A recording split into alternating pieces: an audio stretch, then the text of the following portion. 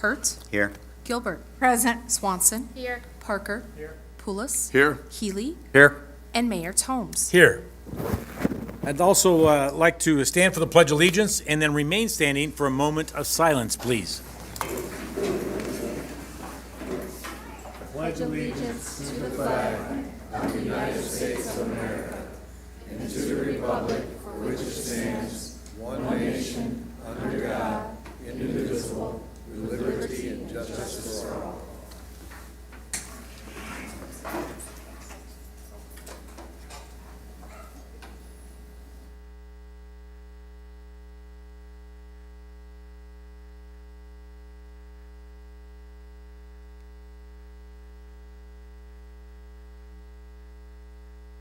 Thank you very much.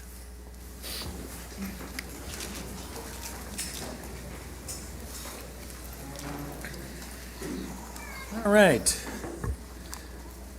Public comment. I guess somebody signed up. Thank you, sir. All right.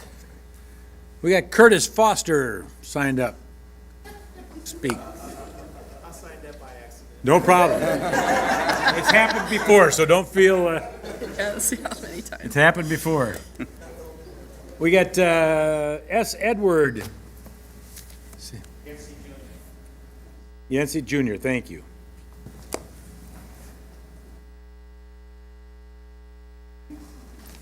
I'm just here briefly. I wanted to introduce myself to my ward alternate, Mr. Hart. I wanted to give you my card because I've been trying to get in touch with you, so I figured if I give you this, just give me a call when you can, okay? Randy? Oh, I didn't hear what he said. No, I'm sorry, he's in your ward and he wanted to Oh, yep. give you his card.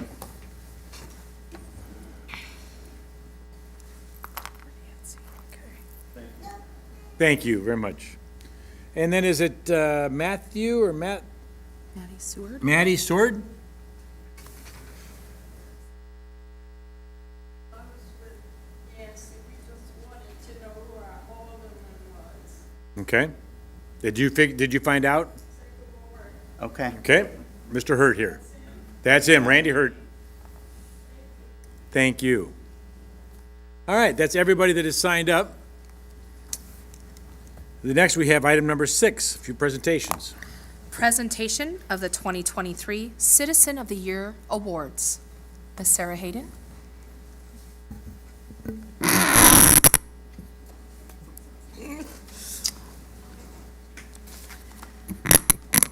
Thank you, everybody, for coming out. Can you hear me okay?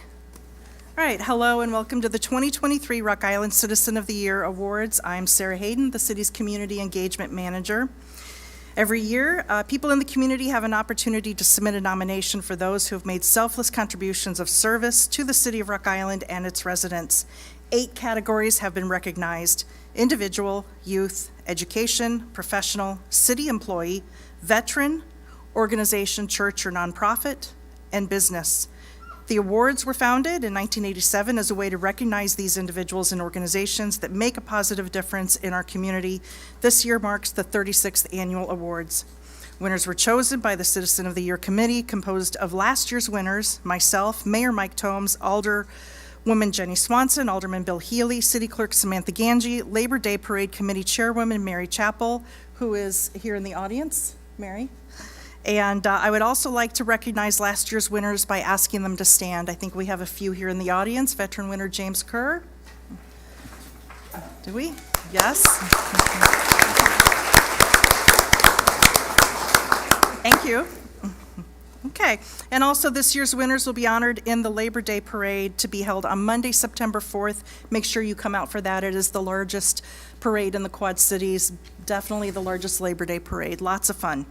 All right, we will start with the individual award. The 2023 Citizen of the Year Award for Individual goes to Aubrey Barnes.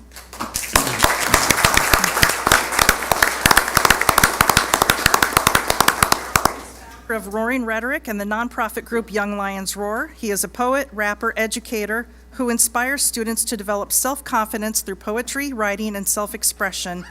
He has authored several books of poetry and is also the co-founder and host of the Black Thoughts podcast.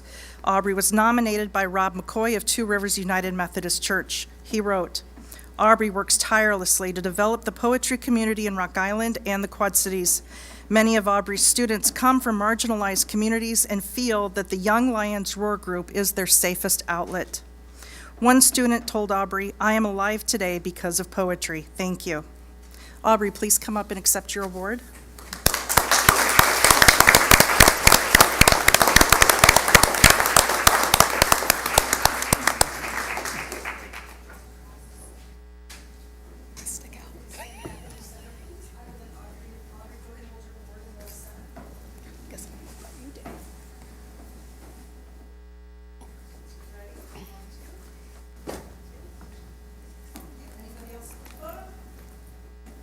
Family? Miss Linda Barnes? I can send it to you too, Linda. Yeah, take your photo with him, yeah. Absolutely.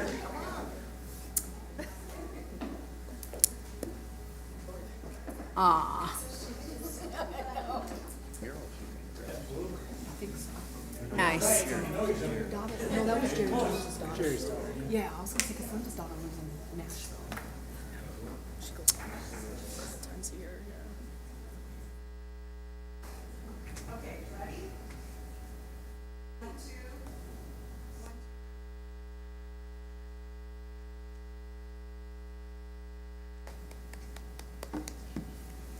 It didn't save any of my notes.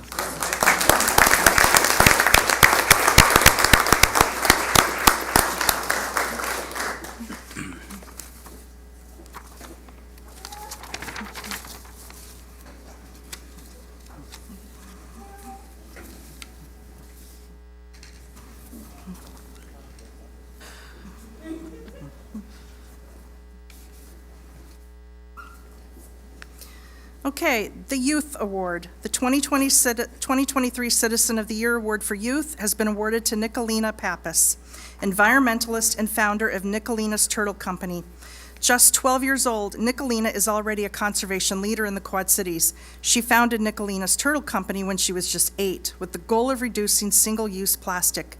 Through her company, she sews straw pouches and sells them with reusable metal straws. She donates 100% of her profits to conservation groups and has raised more than $6,500. Nicolina was nominated by her mother, Lori Pappas, who wrote, "Nicolina is a tireless worker for creating a better planet and has been recognized for her efforts both locally and internationally.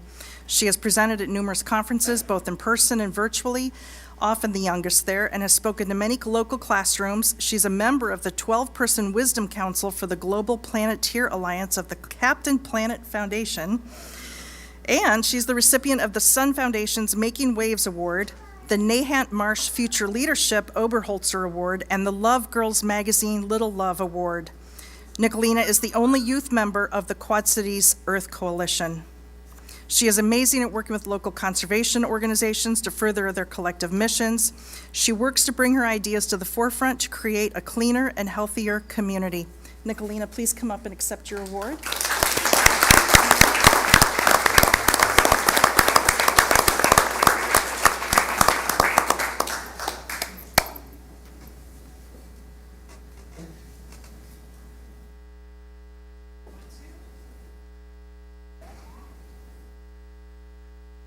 Come on.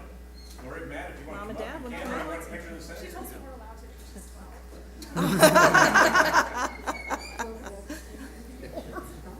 Yes.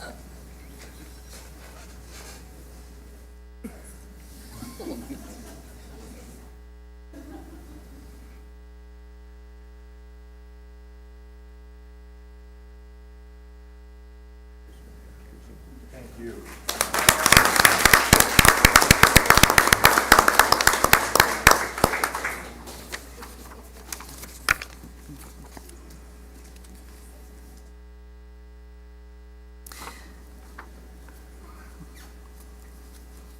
Okay, education. This year's 2023 Education Award goes to Mike and Katie Mertel of Rock Island High School. An individual is typically chosen for this award, but Mike and Katie Mertel, according to the person who nominated them, are truly a dynamic duo who work together to make Rocky a more inclusive, spirited, and accepting community through their work in classrooms and extracurricular activities. Mike Mertel teaches world studies and founded the Rock Island High School Education Internship Program and leads the Cultural Appreciation Club. Katie Mertel teaches English and serves as an advisor to the Student Council, organizes Homecoming Week, the Dance Marathon, the Student Hunger Drive, and more. The Mertels were nominated by fellow Rock Island High School teacher Sarah Myers, who wrote, Katie works with our students to give them time and care to causes outside of their own experiences and to understand the perspectives of those who need help. She helps organize our entire homecoming week and finds new activities to get students excited and develop a sense of school pride.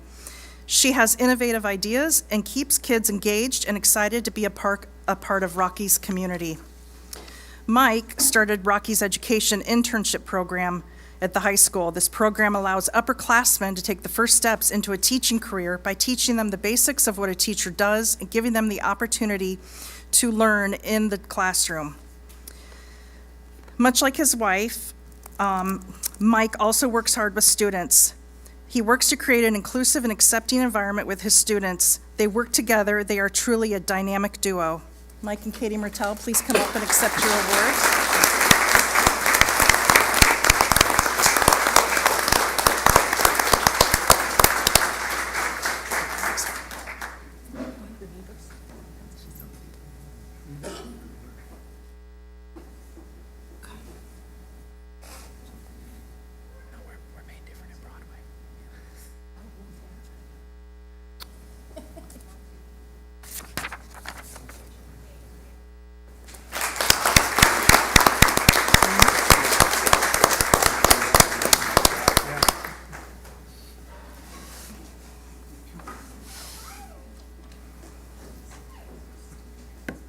Our professional category winner is not present tonight. He will be here at the next council meeting to accept that award.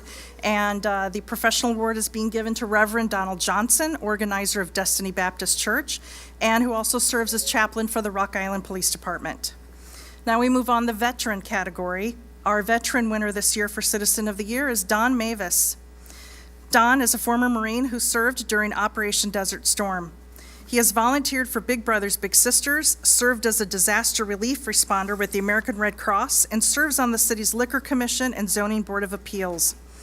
Don was nominated by resident Ray Lind, who wrote, Don is also in the Big Brother Big Sister organization. His little brother, Carl Garner, was inspired by Don and his service to his country, and he himself listed and is currently serving in the U.S. Army.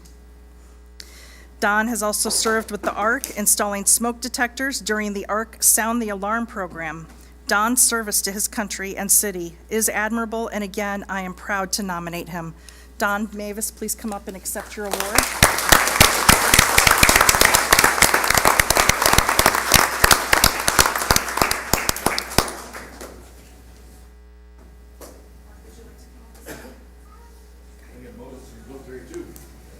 Yep. Mark, I was gonna say. You're never a former Marine, you're always a Marine. Oh, you forgot Todd, but that's okay. Yeah, U.S. Navy. What services did you serve in? U.S. Navy. Oh, it's a tradition. Randy Tweet was named. I know, Randy City Tweet. managers of the Navy. I know.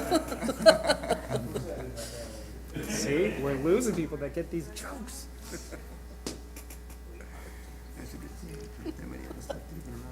You know, it's Randy.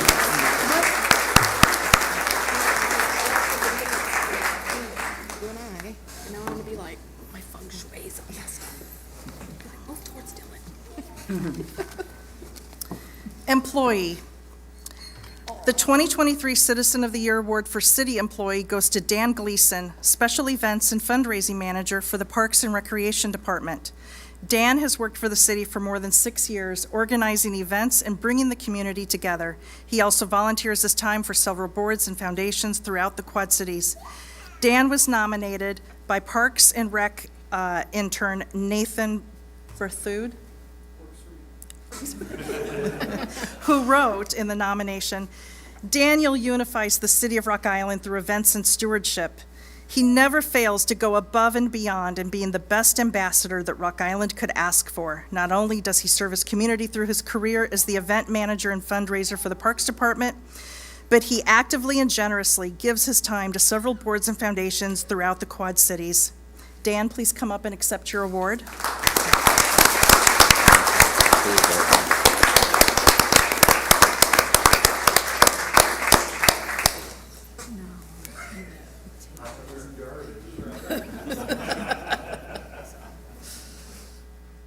Okay.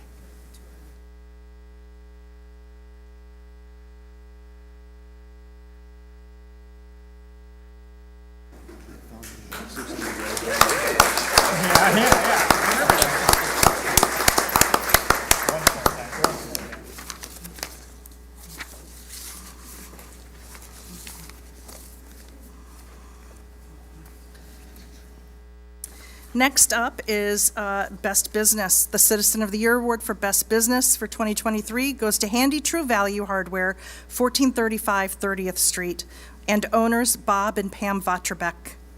Handy True Value is recognized for their helpful and knowledgeable employees, donations to Habitat for Humanity, and for being a cornerstone small business in our community for more than 30 years.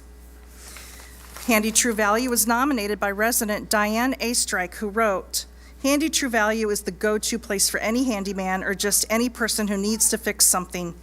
Handy is centrally located and, very importantly, staffed by knowledgeable employees. If they can't help you fix something, you have a problem. They can show you how to fix anything. They also offer services from window and screen repairs to lawnmower repairs, and they also rent tools. What is equally important is that Handy is very competitive with the big box stores and very loyal to their customers. Handy True Value, please come up and accept your award. Bob and Pam Vatrabek.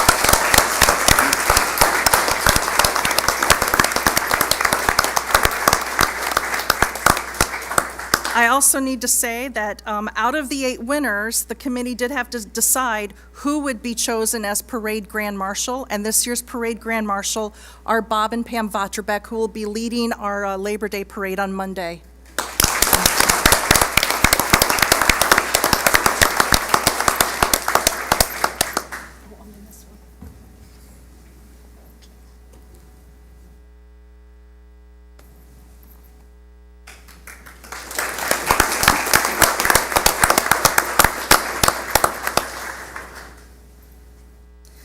Okay, final award. This is our organization, church, or nonprofit category, and this year's winner, fittingly, is Second Baptist Church at 919 6th Avenue. This is also their 150th anniversary year, so very well deserved.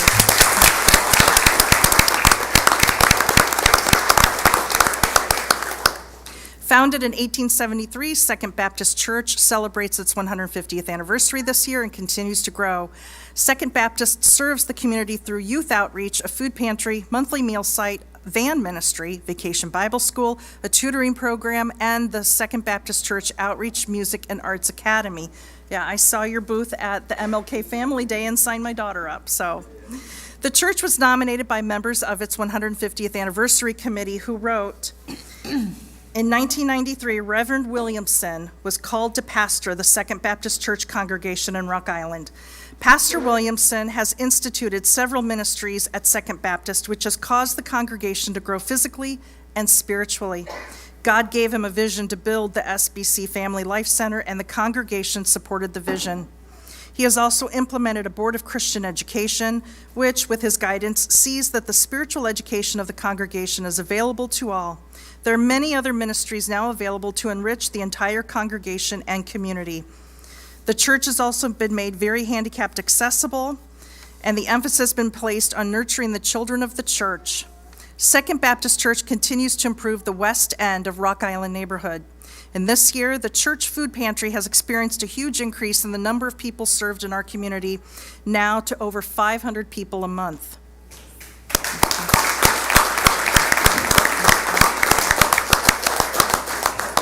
The dedication of the Second Baptist Church pastors and its congregation over the past 150 years, and the tremendous results for peace, outreach to the community, makes Second Baptist Church worthy of this honor.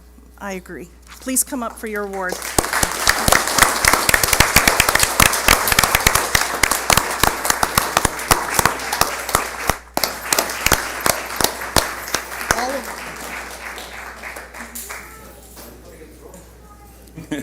Come on, everybody.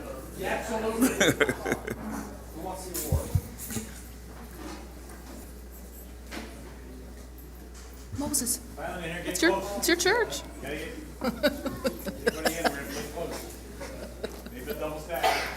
Love the t-shirts. That's great. I know. Now, that's a T-shirt. Yeah, that is. Yeah, you get 2 years. Last year and this year.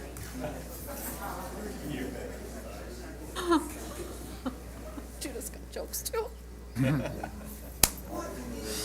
Oh, gosh, I can't. I know, right? You're a little short, you might have to get up front. She's got me laughing, Randy. You're tall.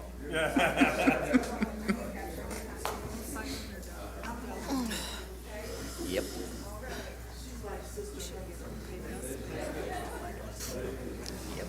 So great. I love these things.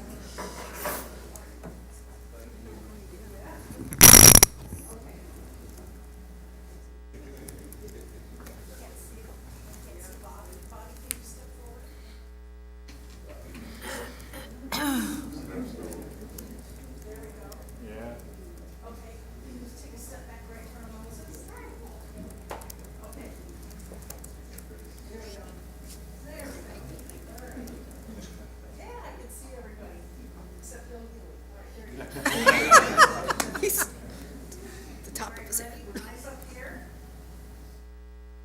Ready? 1, 2. 1, 2. Hang on just a second. See if you got it there. Sarah behind you.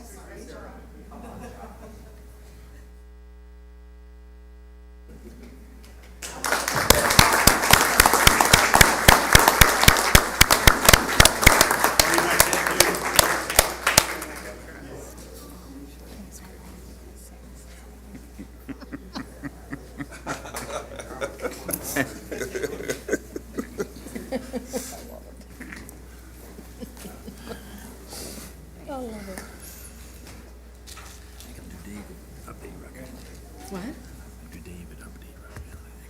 I want to throw in, we're also celebrating the pastor's 30th anniversary of being with the church. That's from Greg Johnson. I don't know if he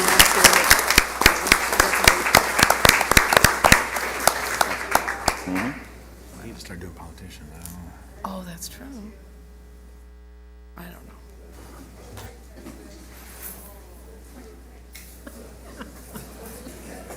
Well, she's not. This is awesome.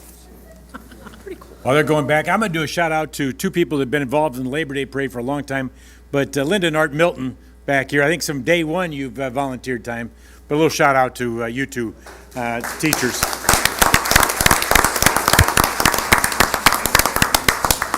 Great teachers in the Rock Island school system.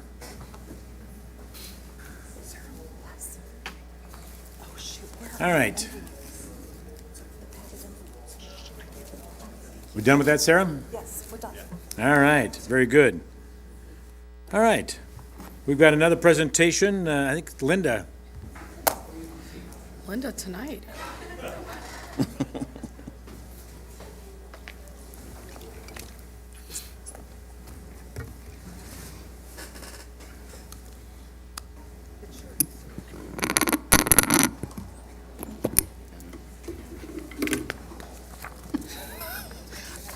Tim didn't show him how to put the stuff there. I gotta go back there and show him. This is We need everything up there. belief. Well, yeah. Well, Oh, there there it it is. is.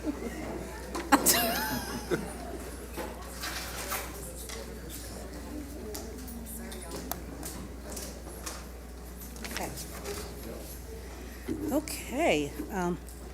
Good evening, Mayor and Council. I am here to present the second quarter financial report. The management report for period ending June 30th, 2023 provides a review of revenues, expenditures, and net position for all funds, an analysis of major state and local tax revenues, and a monthly investment report. The benchmark for the second quarter is 50%.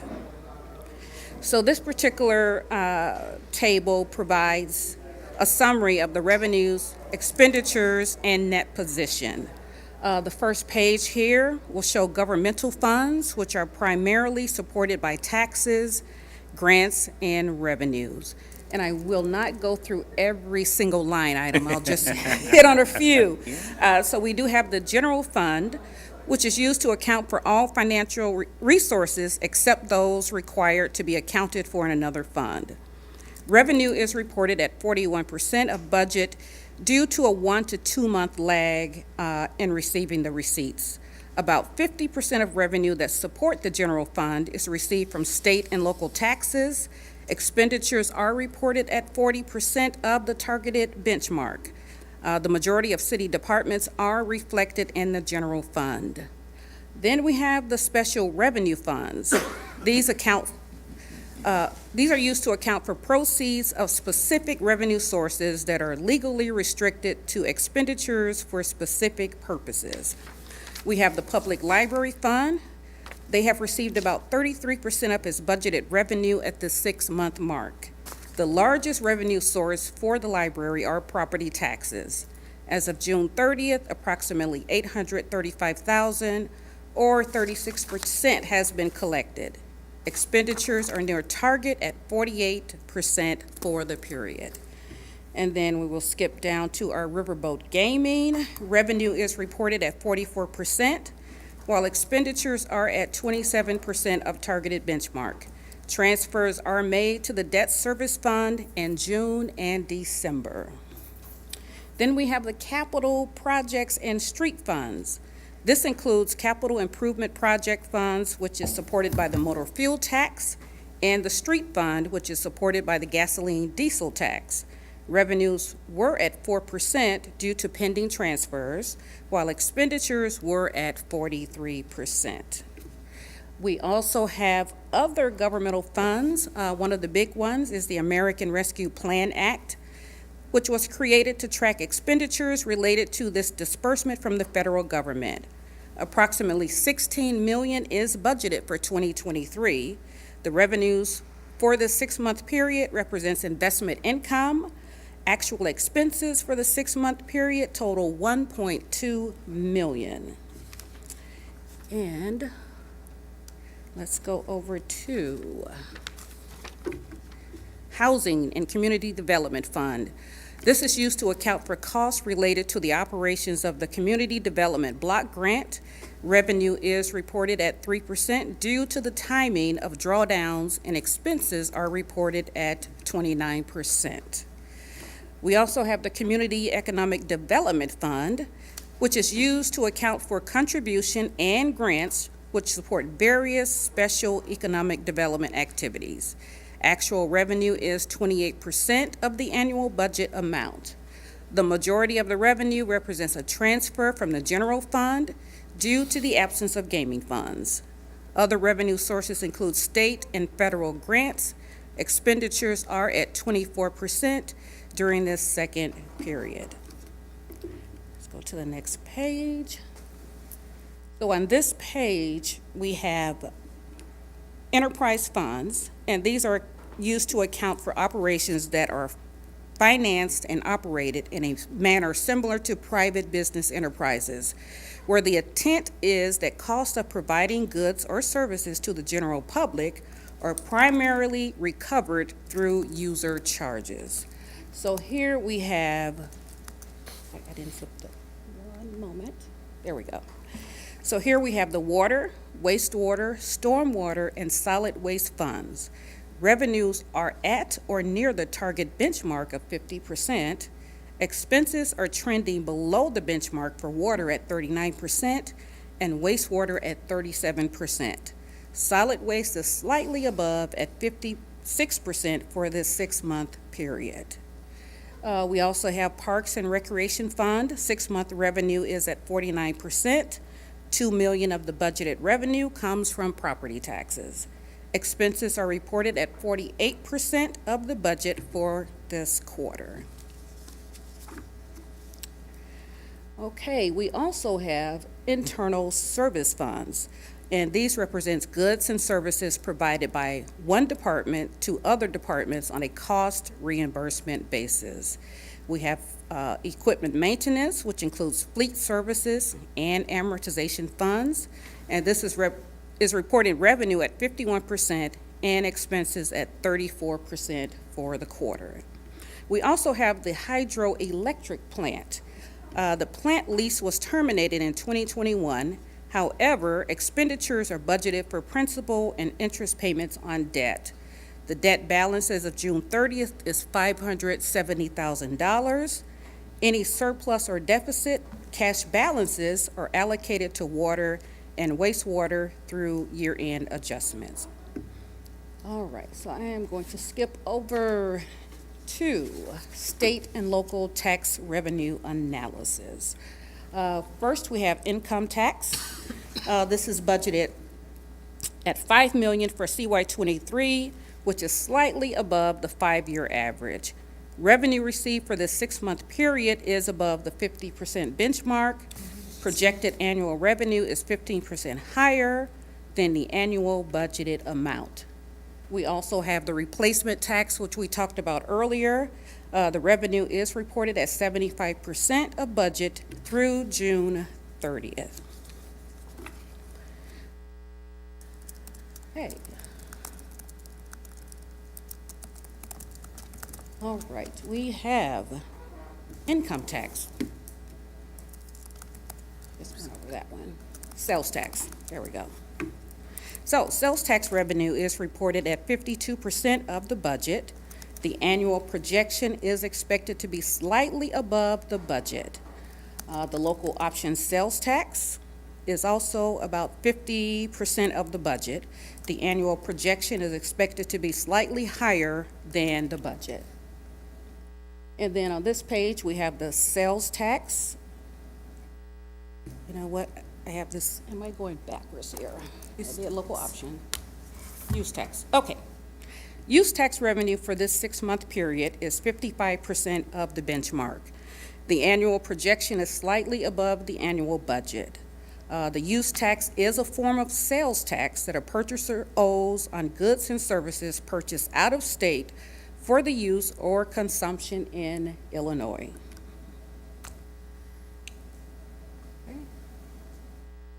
And skipping down to local food and beverage tax revenue. This is slightly above target at 52%. Tax rate is 1.5 of sales price. Annual projection exceeds the budget by $24,652. And last but not least on that chart, we do have gaming. The revenue is slightly above the benchmark at 51% of the 6-month budget. So in February, the city received an additional payment in the amount of $681,911.91 from the Illinois Gaming Board. This was based on the gaming expansion bill passed in 2019. This payment was ordered to be paid for 2 years, so another payment will be made in February of 2024, but at this time, we don't know how much that will be. But it's extra money, so that's good. All right, last 2 things. Our general fund expenditures were 40% of the revised budget as of June 30th, and our investments for cash, well, the city's cash and investment as of June 30th totals about $61 million. And that's a quick review of the second quarter report. Anybody have any questions? Comments? Very good. All right. Thank you, Linda. Yep. We are on item number 7. Minutes from the August 14th, 2023 study session and city council meeting. Move to approve the minutes as printed. Second. Second, any discussion? Those in favor say aye. Aye. Opposed? Passed. Item number 8, update Rock Island. I do have a couple items. You got a lot of activities happening here in this next week, but get your need for speed this weekend. The Extreme Rock Island Grand Prix is this Saturday, September 2nd, and Sunday, September 3rd, in downtown Rock Island. Founded in 1994, it is the largest go-kart race, street race in North America. bringing drivers from all over the world to compete. For more information, go to racerockisland.info. Come watch the Quad Cities' largest Labor Day parade. The 39th Annual Rock Island Labor Day Parade is this Monday, September 4th. The parade begins at 9:30 a.m. at Washington Junior High School on the corner of 33rd Street and 18th Avenue. This year's theme is Planting Pride, Growing Together. Come see marching bands, horses, school groups, rock bands, the Oscar Mayer Wienermobile, and more. For a map of the route, you can go to rigov.org. Enjoy free music at Schrebert Park every Thursday night through October 12th. Thursday Night Groove continues this week with the Fantastic Five. Concessions begin at 6 p.m. from Bent River Brewing, Happy Joe's Pizza, and the Rock Island concession stand. The free concert begins at 7 p.m. right on Rock Island's riverfront. And finally, the city congratulates Rock Island track champion Courtney Lindsay.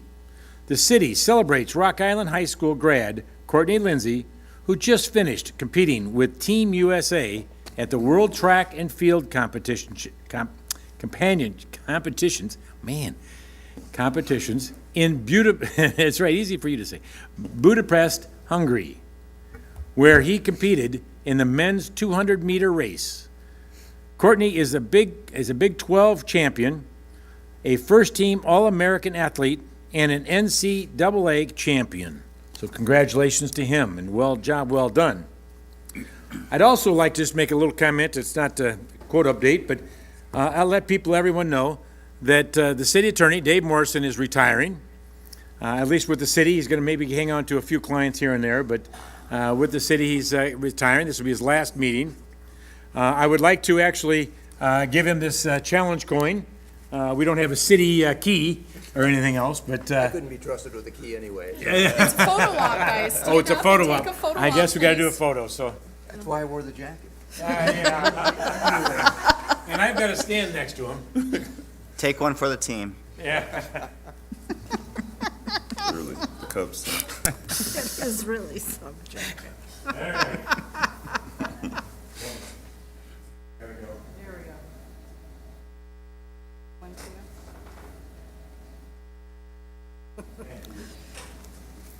Great guy, short of the jacket.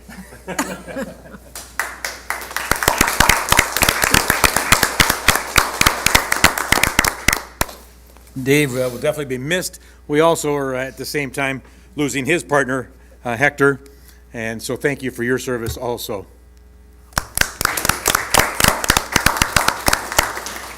Great team. All right, we're at item number 9.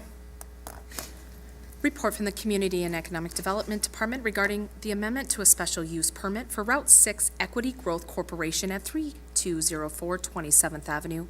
Second reading. Move to pass the ordinance. Second. Moved in second. Any discussion?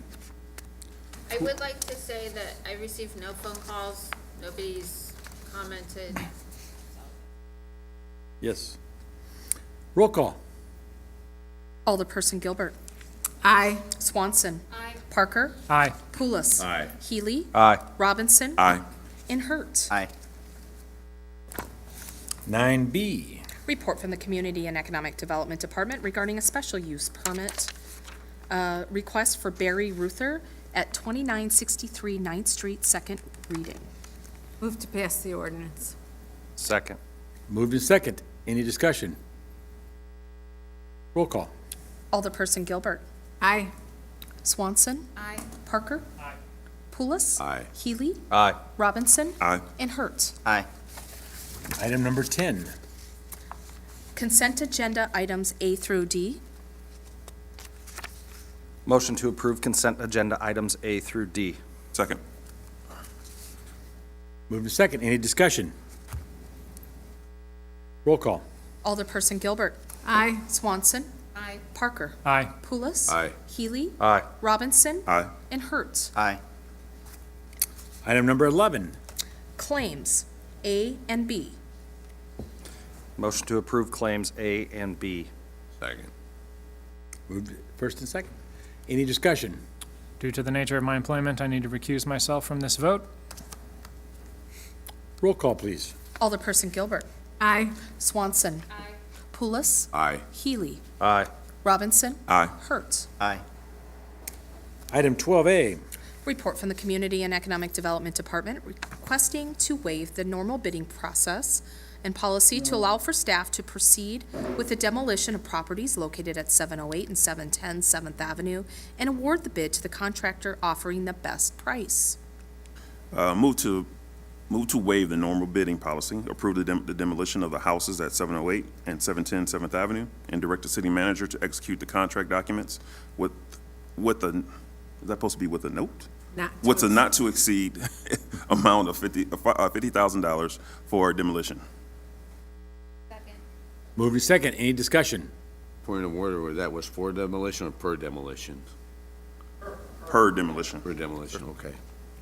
I should also recuse myself from this due to my employment. I think they're how I word that. Roll call, please. Alderperson Gilbert. Aye. Swanson. Aye. Pulis. Aye. Healy. Aye. Robinson. Aye. And Hertz. Aye. Item 12B.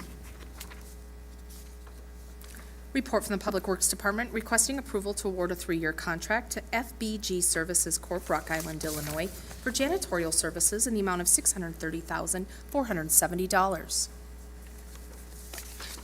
Move to approve the contract as recommended and authorize the city manager to execute the documents. Second. Moved and second. Any discussion? Roll call.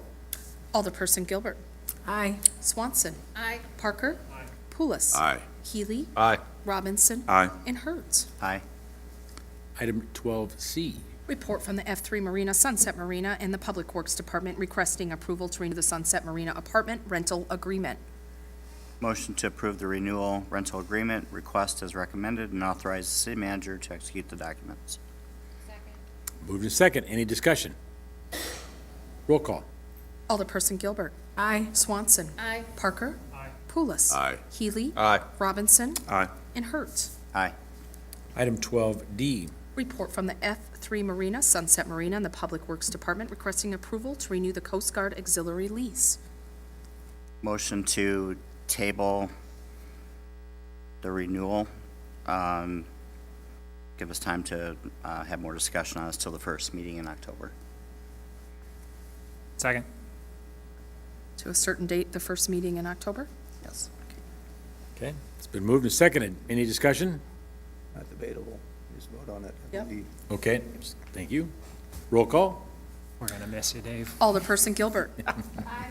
Swanson. Aye. Parker. Aye. Pulis. Aye. Healy. Aye. Robinson. Aye. And Hertz. Aye. Item 12E. Report from the Human Resources Department regarding a 1-year contract extension with Pappas and Wright for labor and human resources-related legal services. Motion to approve the contract extension as recommended. Second. Moved and second. Any discussion? Roll call. Alderperson Gilbert. Aye. Swanson. Aye. Parker. Aye. Pulis. Aye. Healy. Aye. Robinson. And Hertz. Aye. Item 12F. Report from the Finance Department regarding an annual agreement with Fifth Assets, Inc., DBA, Debt Book for the lease and subscription in the amount of $14,500. Move to approve the agreement subject to minor attorney modifications and authorize the city manager to execute the documents. Second. Moved and second. Any discussion? Roll call. Alderperson Gilbert. Aye. Swanson. Aye. Parker. Aye. Pulis. Aye. Healy. Robinson. Aye. And Hertz. Aye. Item 12G. Report from the Community and Economic Development Department regarding the reassignment of a development agreement from LRC Equity LLC to Fortress Bank. Move to approve the reassignment of the redevelopment agreement to Fortress Bank. Second. Moved and second. Any discussion? Roll call. Alderperson Gilbert. Aye. Swanson. Aye. Parker. Aye. Pulis. Aye. Healy. Aye. Robinson. Aye. And Hertz. Aye. Item 13. A, report from the Community and Economic Development Department regarding a new mobile food unit ordinance first reading. Move to consider the ordinance. Second. Moved and second. Any discussion? Miles, could you come up and just provide us with a summary? You knew you weren't going to get off. Since we last discussed this subject matter, what's all included? I know, I never escape, do I? Never. Basically, after we got feedback from the council after the last study session, staff went ahead and kind of reviewed some of that feedback, incorporated it into the ordinance, and a lot of what we did is just kind of simplify it. There were some specific things that came up that I would highlight. The main thing is having a mechanism, Alderman Parker, as you requested, for kind of a redress. So if a person operating or a business operating a food truck wants it in one location and it's denied at that location, they do now have an opportunity per this ordinance to request kind of a waiver or a variance, kind of depending on what you call it. The main thing that would happen here is that an applicant for a mobile food units license would get one, just a regular business license. They'd go through all the regular health code compliance things we're making them do now on top of that, and they would be able to talk to general administration, i.e. the city manager, about where they might want to locate, what hours, what have you. If that's basically reasonable and there's no concerns about safety or anything else, and as long as they meet some of the other provisions for separation from brick and mortar restaurants and things of that kind, they can operate. If for some reason the city manager did have concerns and denied that, and the applicant wanted to pursue it further, they could then come to the council and sort of make their case to operate where they wish. It does contain still the two locations, kind of the MFU zones, where some of those separation requirements would be waived, that being Arts Alley and then the Pocket Park at 13th or 14th Avenue and 30th Street. If the council in the future wanted to designate additional zones, you would just amend the ordinance and add on more. And that's about it. Is this going to impact the farmer's market at Schweber Park at all? Or any It of should those? not. None of those vendors are They considered. have, as in the original ordinance, there's specific call-outs for the parks or parks properties, kind of elaborating on the fact that the parks can kind of decide what's appropriate for their facilities. Miles, you mentioned two locations. What about the location over by Hill and Valley? Isn't it a food truck location? That's on a private piece of property, so that could continue as it is. Okay. Yep, those are, what those zones are for is for some of the public space. Gotcha, okay. And just so everyone listening or knows, private parties are exempt and things like that. Correct, so the ordinance also calls out, let's say you're having some sort of big retirement party, as one might be having sometime soon, and you wanted to have a food truck on private property, kind of as a catering event almost, you can do that, no issue. Yep. Very good. Glad to see it come forth. Nice to get something off the plate. Yep. It's been on there for a long time. Fun? How about a roll call? That's bad, Dylan. I know. Ready? I'm ready. Okay, just making sure. Alderperson Gilbert. Aye. Swanson. Aye. Parker. Poulos. Aye. Healy. Aye. Robinson. Aye. And Hertz. Aye. Item 13B. Report from the Community and Economic Development Department regarding approval of the demolition standards first reading. Motion to approve the demolition standards as recommended and consider the ordinance. Moved and second. Any discussion? Miles, sorry to bring you back up here, but, so do I understand correctly that this is simply standards related to, like, building code, kind of? It's basically the end state requirement. So it's not necessarily about anything to do with how we get to there being a demolition that takes place. It's more about what we expect you to leave when the demo is complete on the site. So in practice, what you see it spelled out as the standard in this ordinance language is what we've always required, but it's not technically written down anywhere in our codes. The International Building Code that we adopt talks about how you build something. It doesn't actually elaborate on what happens if you tear it down, right? Which makes sense. Local codes, though, are where this kind of thing is normally spelled out. Again, in practice, we've always required this, but it's not actually codified anywhere. This came to light as part of the larger picture evaluation of how we do demos as a whole process, right? So what gets selected to be demoed? How do we document why something's being demoed, and so on? Kind of came up. It's also come up more recently with a few cases that we've navigated where When we look for the backstop of what we're requesting with a property owner or developer that has strong opinions about how a demo should proceed or not proceed, we don't clearly have anywhere established this thing that says the council adopted as a policy of the city that this is what you're going to do at the end of the day with the site you've demoed. You're going to remove the foundations to this point below grade and so on. So it's just to bring clarity, to ensure that we have that backstop. And when staff are in such a situation, we can say, no, in the city of Rock Island, we have this requirement. This is the minimum standard you have to meet. Again, in practice, that's what we've always done. It's just not technically written down anywhere. I was just going to say, it gives you a tool that, for something you've already been doing, but it just gives you a necessary tool that you can fall back on. And is the larger conversation as to how do we get to the point of tearing down a building, is that ongoing within CED? It is.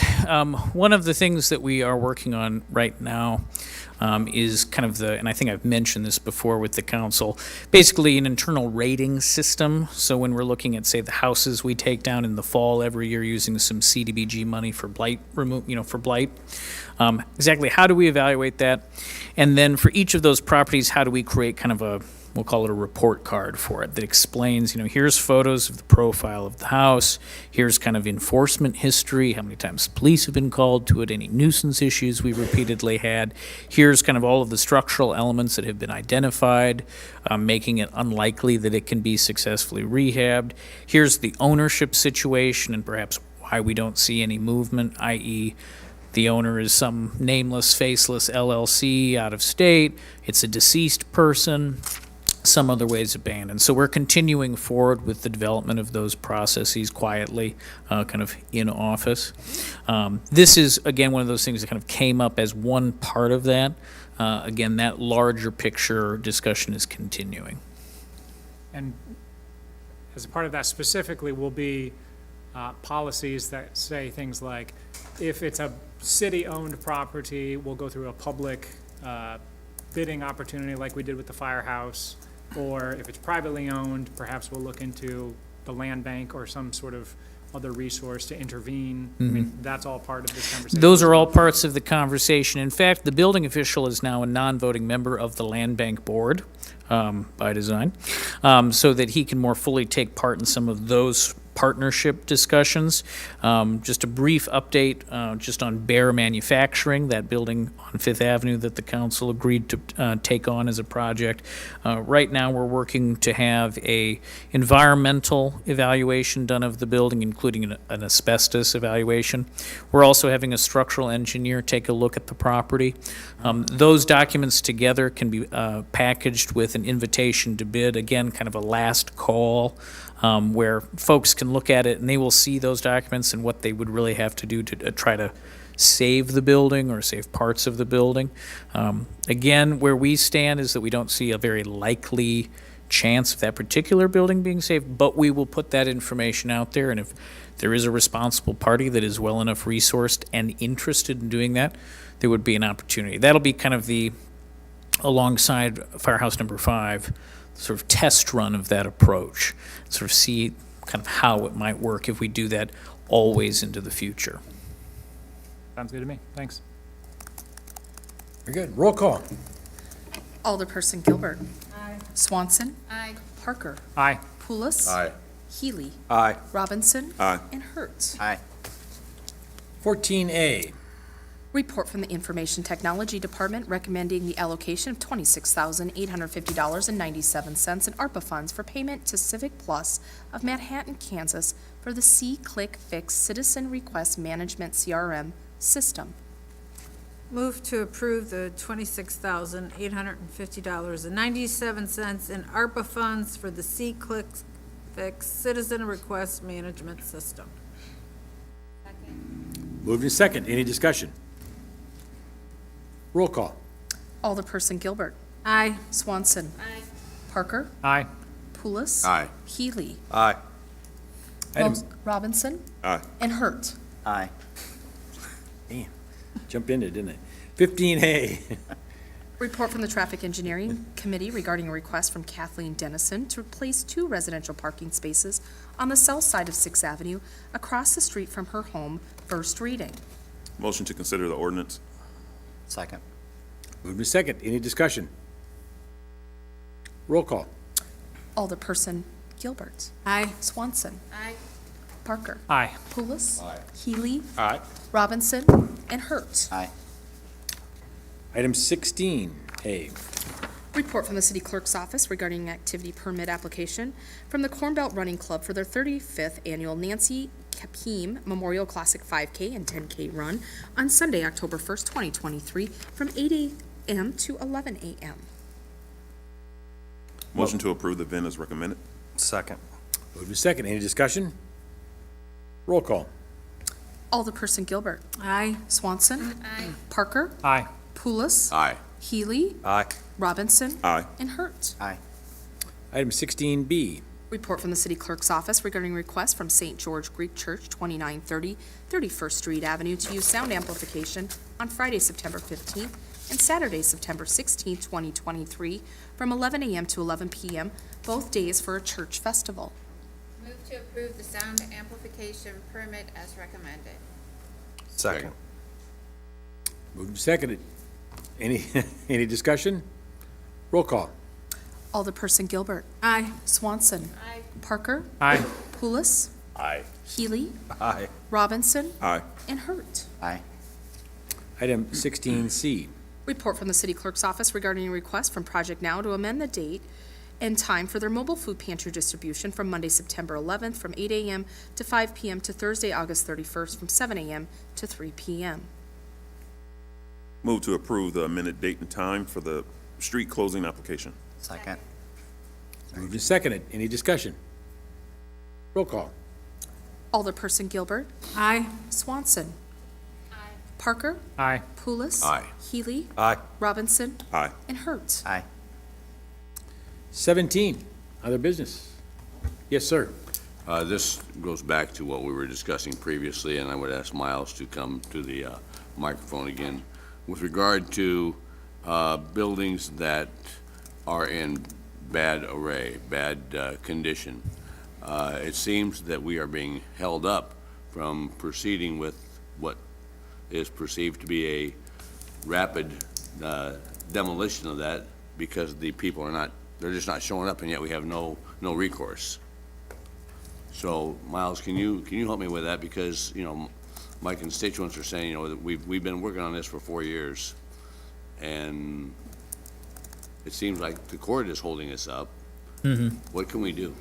So what you're specifically referring to, and just for anyone who might be listening, you're referring to enforcement in municies and not regular court, and that's kind of an important distinction there. So, you know, typically when we are working through property maintenance or nuisance enforcement efforts, right? We're taking things to municies. We're not going to regular civil court.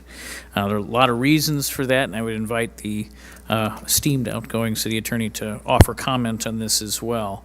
But it's a little bit lower intensity, it's a little bit more relaxed a process, and it's a little bit more voluntary in the way that it works, right? If you don't show up in front of a judge in civil court, you're in a lot more trouble than if you don't show up to a municies hearing, right? Oftentimes, and I believe I've mentioned this before to several different council folks who've asked this kind of question, the hearing officer doesn't want to move too fast and too hard. They want to provide ample opportunity for the property owner who, if they do show up, can list off many, many hardships they face, opportunity to make it right. They want to give deference to the person to try their best. But what does happen with time, right, is that the many cases will drag on and on and on. Someone shows up every other time. I need more, I need another 30 days. I need to do this. I need to do that. It's not quite as strict as a regular court would be. Staff try our best to ask for things to move more quickly.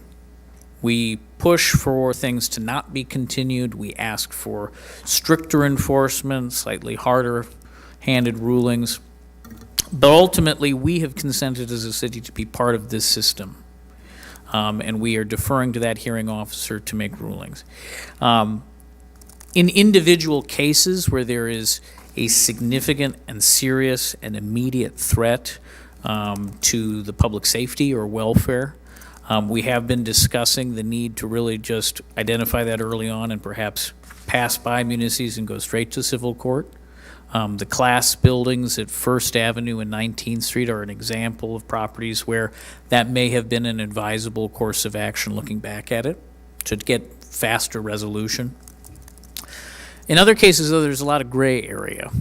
You know, the building might not be very stable, it might have significant defects in its structure, but is it set back from the roadway? Is it likely to collapse outward? There are a lot of different factors.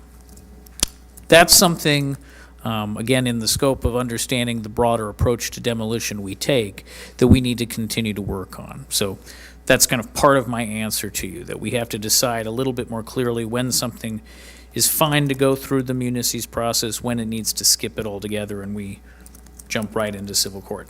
There are costs associated with that, though, and we need to be mindful of that.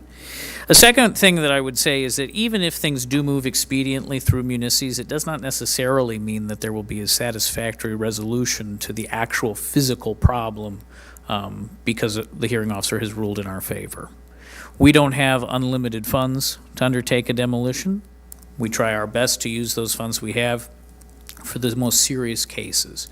But at the end of the day, we may get the harshest, judgment possible against a property that should be demoed, and the owner still doesn't have any money to take it down, and we don't have any money necessarily to take it down. So it doesn't get resolved even then, all the time. Not a satisfactory answer, I know, but it is the truth of kind of where things sit. To the second question, about resources, I would say that one of the things that as a city longer term we do need to think about very carefully is how we might need to allocate more resources to this issue. Not only at the end, where the building is past the point of no return, but we also need to think about allocating resources to saving buildings before they get that far. Part of the thinking behind the recent PEP and GRIT programs funded, we hope, first by ARPA, but then continuing funding sources, this is where I'm getting at, is to try to help property owners stabilize structures before they ever get to the point that we're going back and forth with them in municipalities for months, right? We're a community that's aging. Its actual physical structures aging. We have a lot of old buildings in need of repair. Nobody wants to see them all torn down if they don't have to be. And so just as a thing to think about, and I would just say this council has talked about, and I think Alderman Robinson has pointed out probably the most frequently of late, do we take care of the buildings that we as a city own? Is the city as a whole taking care of the buildings that it's own? If people are under-resourced and the city might be able to enter into partnership with them earlier on, is there something more that we're willing to kind of pony up to assist with that? I do have an update for you on the specific case that I think that you are referencing.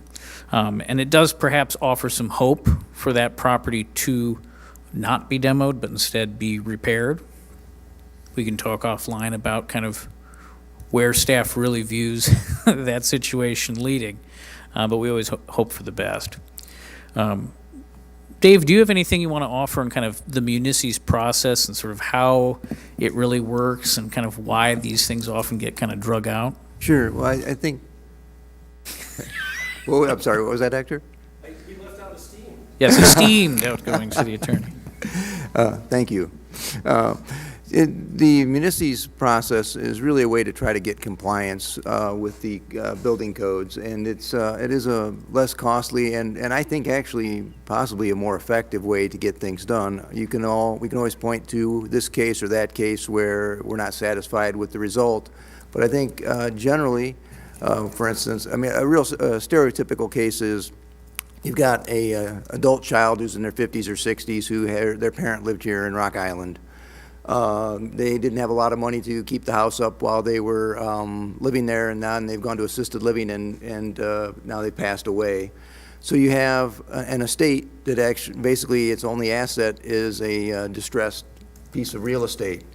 So the son or daughter comes in from Minnesota and says, hey, I'm living in the Twin Cities, I want to try to help and be a good neighbor, but I don't have endless cash flow to do something with this. So they try to work through various groups or try to find someone who might be willing to purchase it, knowing what the deficiencies are and trying to fix those. But at the end of the day, just like with, as Bill Handel will tell you every Saturday, you know, if you get a judgment against somebody who has no assets, that's a worthless piece of paper.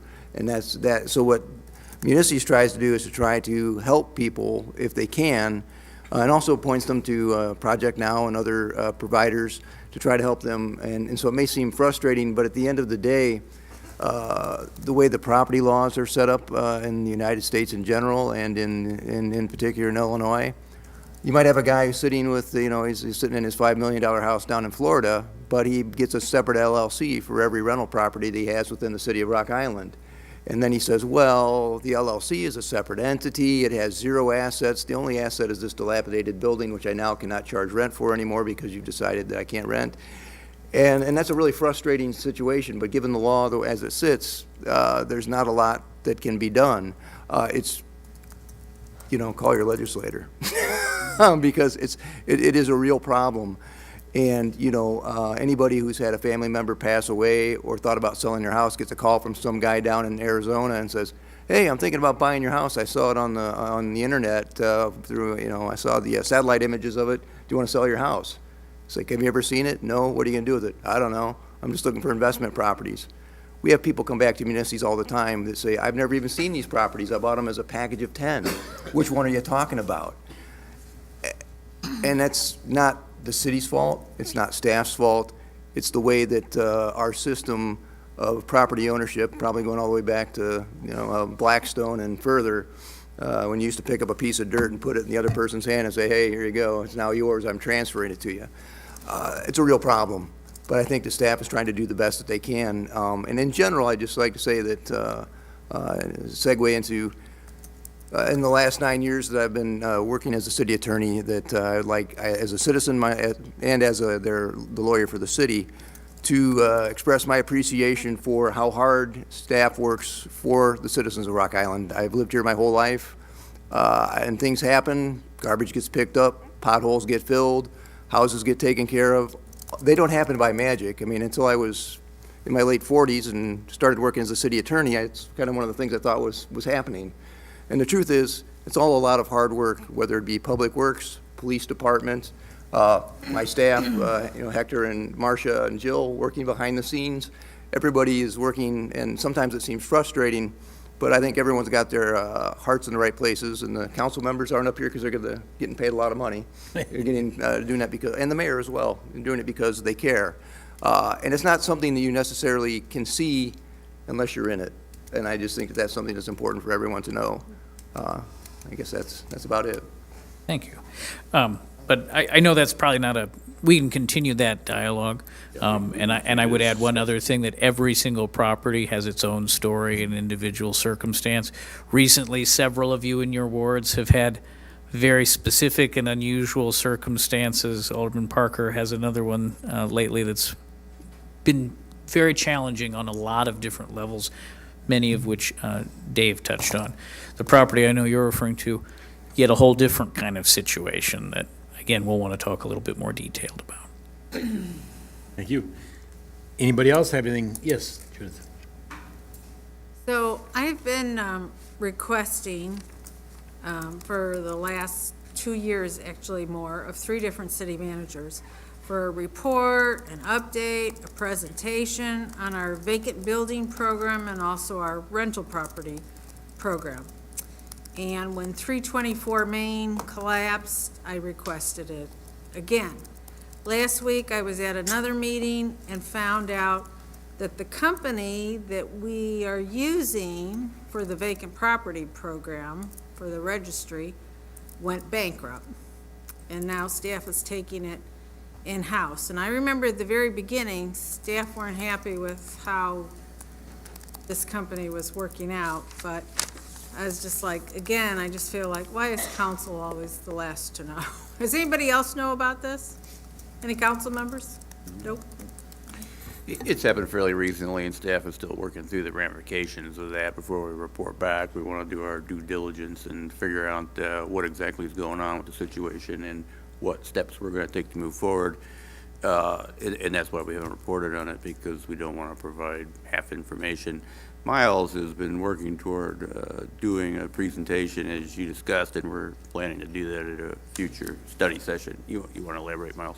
Sure. Much like the questions around demolition, one of the things that we have kind of on that schedule of upcoming study sessions is a series of presentations really talking about the different operations of the inspections division, covering those subjects, demolition and others, so that we can give kind of a more detailed rundown of these different things.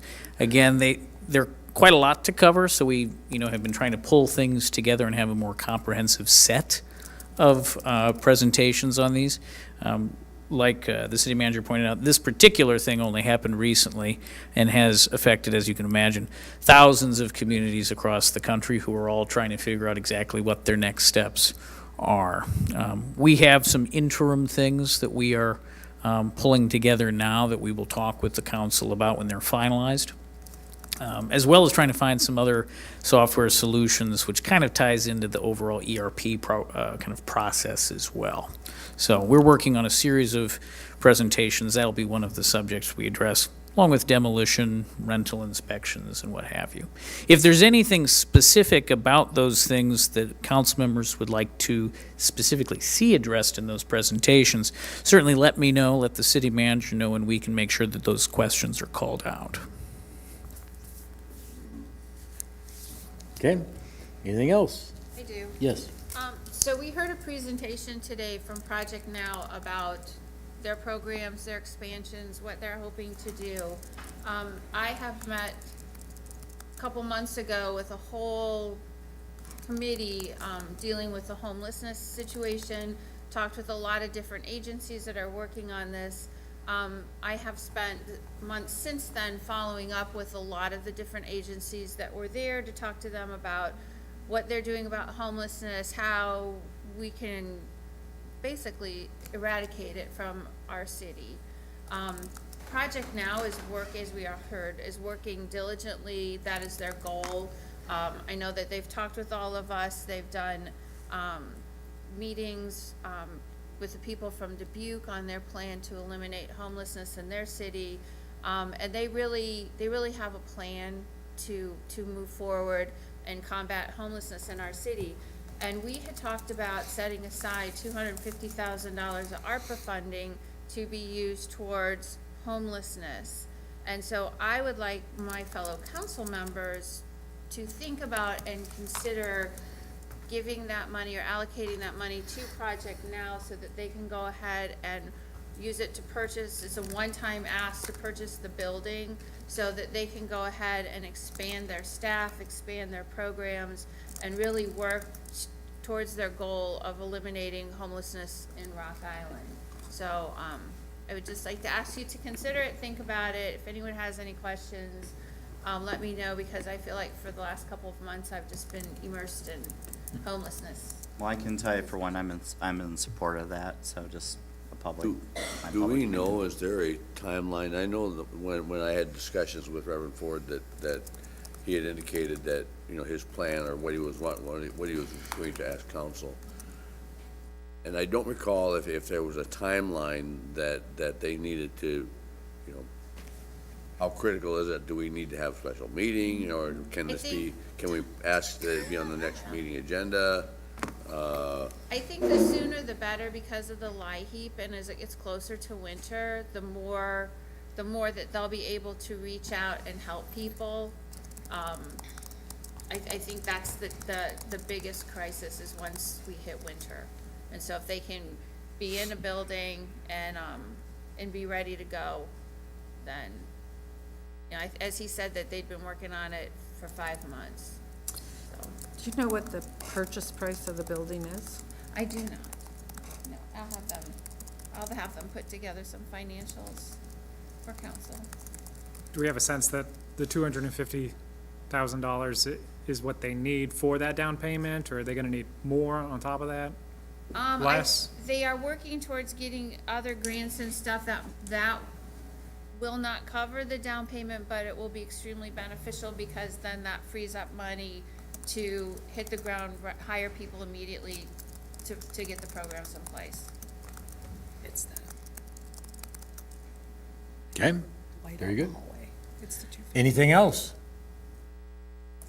I'd like to bring up one thing. I want to thank the city council, some staff, the city employees, city manager, and everybody else for the wonderful outreach and reaching out to me upon my father's passing.